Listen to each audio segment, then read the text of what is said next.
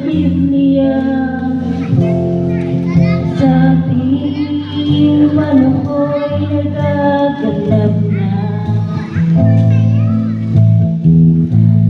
Ayon sa banal na kasulatan, sa mundo'y magkaroon ng digmaan, labanan ng mga bansa kaharian, at ito'y simulan ng kahirapan. Itong mga bagay na dapat nating malaman,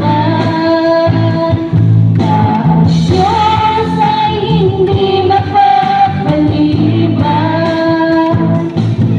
Bakit sa ating panahon ang salita'y pinapangaral upang iyong makamtan ang kaligtasan?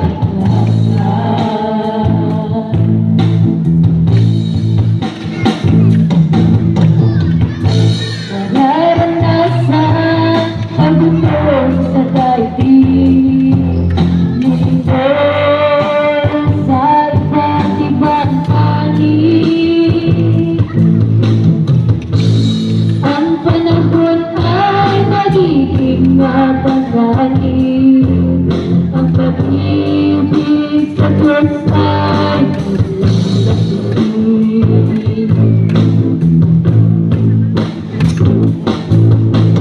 Nga pala ang propeta'y magsisilitaw, at marami ang kanilang ililigaw.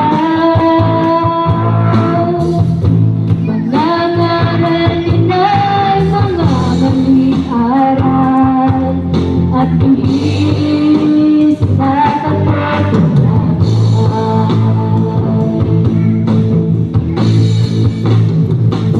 Ito'y mga bagay na dapat nating malaman, na ang Diyos ay hindi mapagpaliban. Kung bakit sa ating panahon ang salita'y pinapangaral upang iyong makamtan ang kaligtasan.